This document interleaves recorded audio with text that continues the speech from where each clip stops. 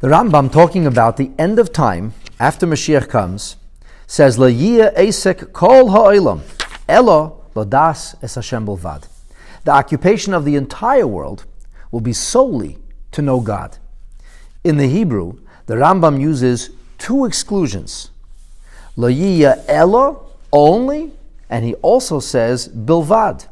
On a simple level, this denotes the total lack of involvement in other concerns. But the Rebbe says there's something deeper being conveyed here as well. One could learn Torah for the purpose of fulfilling the mitzvahs. As the expression goes, Ladas es ha'maisa asher yason, to know what's expected of us. The thing is that when Mashiach will come, there'll be no more forgetfulness.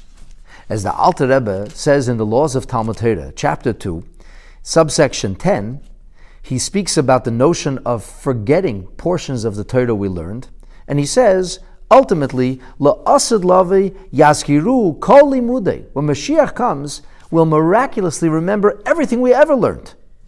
And the truth is that as a result, we won't ever forget anything. So you'll do nothing but learn Torah.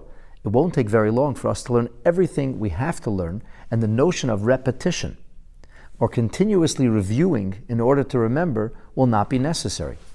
This is based on the words of the Maharal in Nesiv Olam, who says that the notion of forgetfulness is connected to the toxic nature of the bodily reality, which will dissipate when Mashiach comes.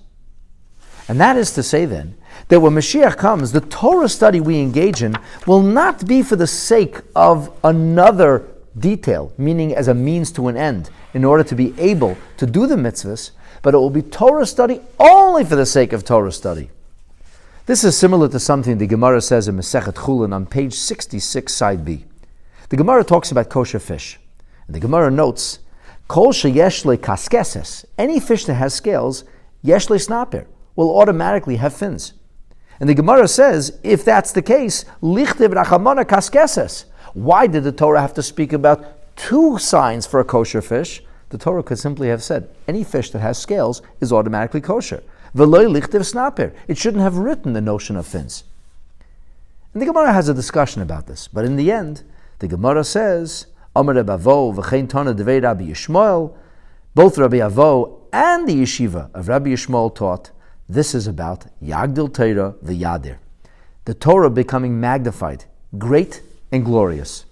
The Ritva explains, great and glorious means that it's not relevant halachically, but it gives us insight into the philosophical ideas that stand behind the concept of kosher.